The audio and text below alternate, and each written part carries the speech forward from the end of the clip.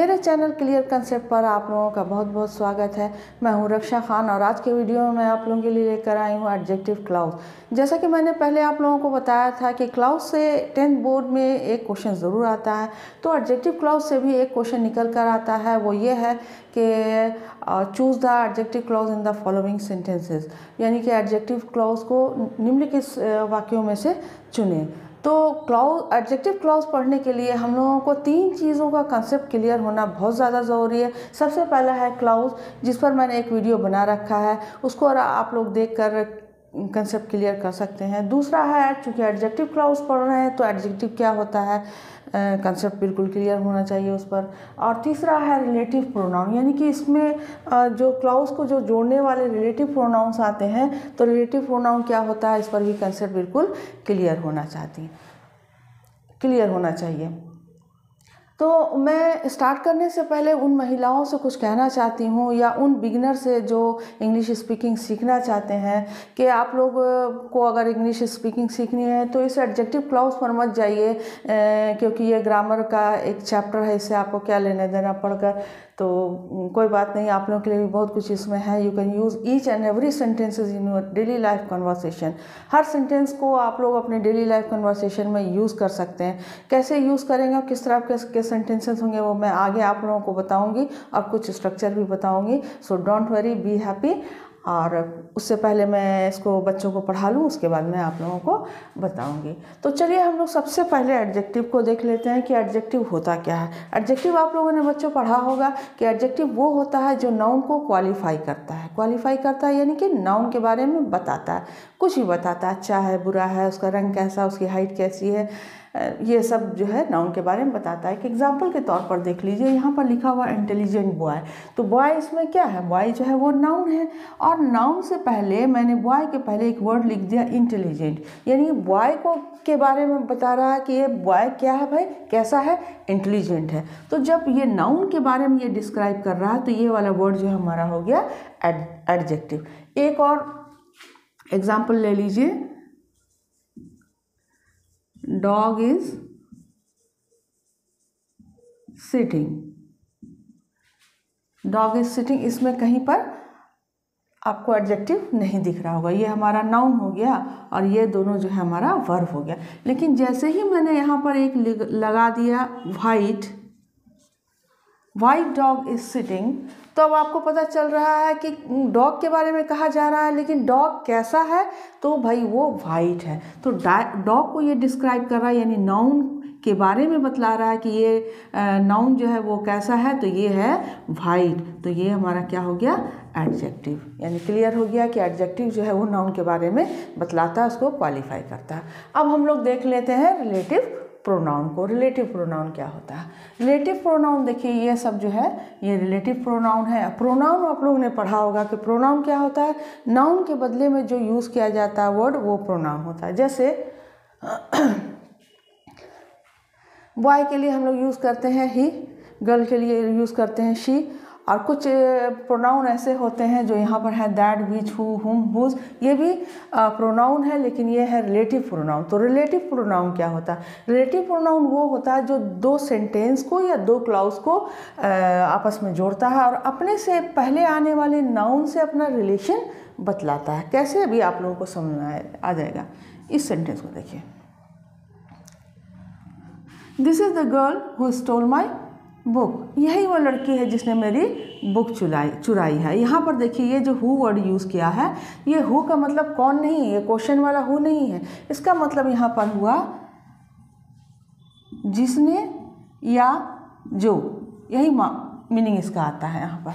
तो this is the girl, ये अपने आप में एक सेंटेंस है, यही वो लड़की है जिसने मेरी बुक चुराई है। तो इस सेंटेंस को और इस सेंटेंस को ये हु जो है वो जोड़ रहा है, और जस्ट इससे पहले आने वाले, यानी कि ये रिलेटिव प्रोनाउन है, इससे पहले वाले आने वाले नाउन के बारे में ही ये हु बतला रहा है। क्लियर हो गया कि ये प्रोनाउन कैसे है, प्रोनाउन इसलिए है कि ये इस नाउन के बदले में आ रहा है, क्योंकि नाउन के बदले में यूज़ करने वाला जो वर्ड भी होता है वही हमारा प्रोनाउन होता है। तो ये इससे इसका रिलेशन बतला रहा है, इसलिए इसको रिलेटिव प्रोनाउन भी हम लोग कहते हैं। तो इस तरह के सेंटेंसेस हम लोगों को एडजेक्टिव क्लॉज में मिलेंगे, जो रिलेटिव प्रोनाउन जो है दो दो क्लॉज को जोड़ेगा। तो आइए बच्चों हम लोग अब देखते हैं कि एडजेक्टिव क्लॉज क्या होता है। तो एडजेक्टिव क्लॉज में हम लोग वहाँ पर मैंने लिखा ब्रैकेट में कैसा कैसी, यानी कि यहाँ पर ये बतलाता है कि ये कैसा है और कैसी है, यही हमारा एडजेक्टिव क्लॉज है। देखिए, do you know the boy who participated in the competition, क्या तुम उस लड़के को जानते हो जिसने कंपटीशन में पार्टिसिपेट किया था। तो इसमें हम लोगों को एडजेक्टिव क्लॉज चुनने के लिए सबसे पहले देखना होगा कि डिपेंडेंट क्लॉज कौन सा है, क्योंकि एडजेक्टिव क्लॉज तो डिपेंडेंट क्लॉज का ही एक पार्ट है। तो do you know the boy, क्या तुम इस लड़के को जानते हो, ये अपने आप में कंप्लीट सेंटेंस लग रहा है, देखने में कंप्लीट है, क्लॉज है, क्लॉज है या सेंटेंस है, दोनों है।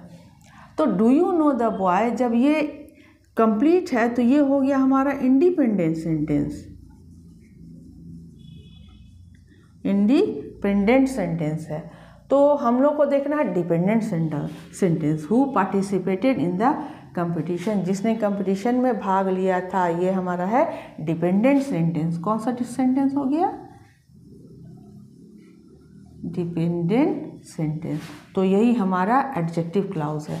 तो एडजेक्टिव क्लॉज कैसे है ये, इसको हम लोग कैसे कंफर्म करेंगे, क्योंकि एडजेक्टिव का काम है नाउन के बारे में बतलाना।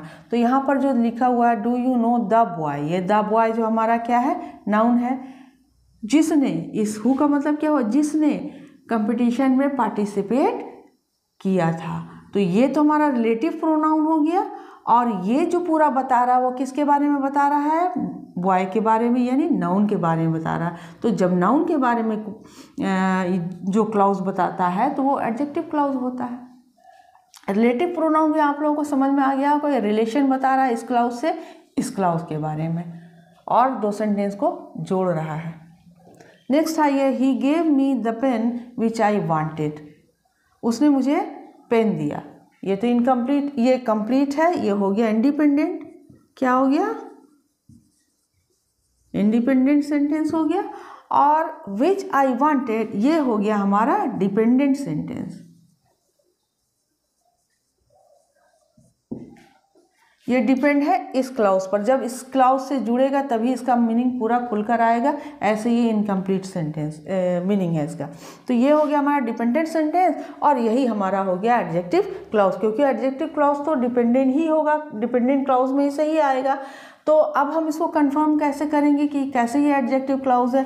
तो एडजेक्टिव क्लॉज जो भाई नाउन के बारे में बतलाता है, तो he gave me the pen, ये जो द पेन है ये हमारा नाउन है, और इसी पेन के बारे में यहाँ पर बात हुई, जिसे यहाँ पर भी इसका मतलब क्या हो गया, जिसे मैं चाहती थी, यानी जिस पेन को मैं चाहती थी उसने मुझे वही दिया। तो ये हो गया हमारा एडजेक्टिव क्लॉज। नेक्स्ट आइए, I have read the book, I have read the book, मैंने बुक पढ़ लिया है, ये अपने आप में कंप्लीट सेंटेंस है। तो ये हो गया independent clause, independent clause. Which you gave me, जिसे तुमने दिया या जो तुमने दिया, जिसे या जो, विच का मतलब हुआ, यहाँ पर भी वही मतलब होगा, जिसे या जिसने या जो। तो एडजेक्टिव क्लॉज कैसे हो गया, एक तो ये कि डिपेंडेंट क्लॉज है, ये डिपेंडेंट क्लॉज कैसे, क्योंकि ये कंप्लीट इसका मीनिंग निकल कर नहीं आ रहा है। विच यू गेव मी, जिसे तुमने मुझे दिया, क्या दिया, जिसे तुमने मुझे दिया। तो इस सेंटेंस से आप पढ़ेंगे तब आपको पता चलेगा, I have read the book, मैंने वो बुक पढ़ लिया जिसे तुमने मुझे दिया। तो ये विच जो है किसके लिए आया है, नाउन के लिए आया है। तो नाउन के लिए आने वाला जो कनेक्टिंग वर्ड है यही हमारा रिलेटिव प्रोनाउन हो गया, और दूसरा कि ये जो हमारा डिपेंडेंट क्लॉज है ये हमारा एडजेक्टिव क्लॉज हो गया, क्योंकि ये इस द बुक नाउन के बारे में डिफाइन कर रहा है। नेक्स्ट आइए, he is a man who has great wealth, he is a man, वो एक आदमी है, कंप्लीट है, who has a great wealth, ये हमारा हो गया डिपेंडेंट सेंटेंस। तो यही हमारा हो गया एडजेक्टिव क्लॉज। अब इसको कंफर्म करते हैं कि ये एडजेक्टिव क्लॉज कैसे है। तो ये जो मैन है, इस मैन के बारे में डिफाइन कर रहा है कि यही वो आदमी है जिसके पास बहुत सारे वेल्स हैं। क्लियर। नेक्स्ट आइए क्वेश्चन नंबर 5, सेंटेंस नंबर 5 में इसमें थोड़ा सा अलग है। The boy whom I met yesterday has come today। अब इसमें हम लोगों को इंडिपेंडेंट और डिपेंडेंट खोजना। सबसे पहले डिपेंडेंट हम लोग खोज लेते हैं। तो ये यहाँ से यहाँ तक जो है वो डिपेंडेंट क्लॉज है। whom I met yesterday, जिससे मैं कल मिला, जिससे मैं कल मिला, ये डिपेंडेंट क्लॉज है। ये पूरा कंप्लीट माने इसका नहीं आ रहा है। जब ये डिपेंडेंट क्लॉज है तो यही हमारा एडजेक्टिव क्लॉज होगा, क्योंकि इस सेंटेंस को देखिए, the boy has come today, लड़का आज आया है।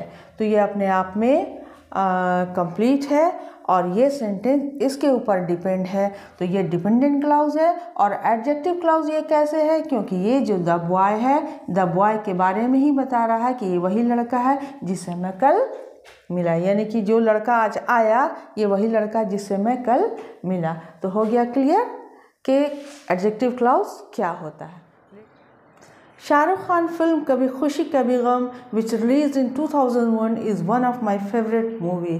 तो इस तरह के सेंटेंसेस हम लोग डेली लाइफ कन्वर्सेशन में यूज़ कर सकते हैं। दूसरा सेंटेंस एग्जाम्पल के तौर पर देखिए कि मैंने अपने हस्बैंड से कहा, my neighbour purchase a car which is very luxurious. मेरे हस्बैंड ने एक कार ख़रीदा है जो कि मेरे पड़ोसी ने एक कार ख़रीदा है जो कि काफ़ी लग्जेरियस है। तो इस तरह के सेंटेंस हम लोग डेली लाइफ कन्वर्सेशन में बिल्कुल यूज़ कर सकते हैं। और आगे मैं आप लोगों को एक स्ट्रक्चर बता रही हूँ जो आप लोग, जिसकी मदद से आप लोग छोटे छोटे सेंटेंस बना सकते हैं। जैसे जो लड़का, इसकी अंग्रेज़ी होती है द बॉय हु।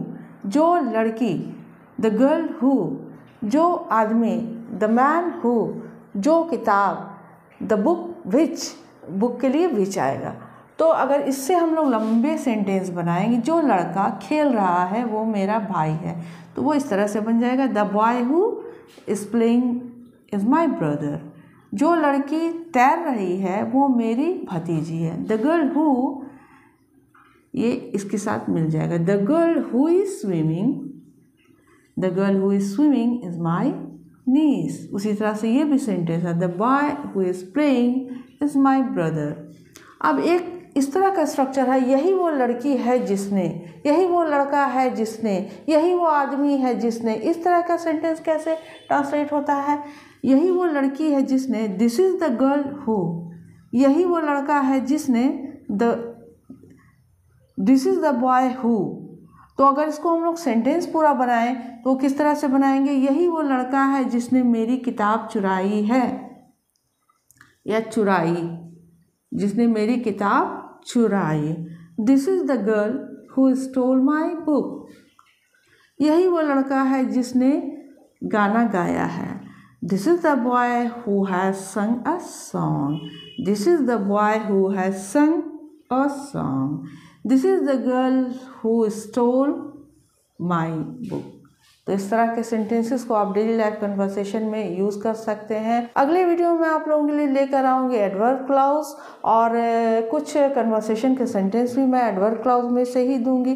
तब तक के लिए गुड बाय, गुड लक।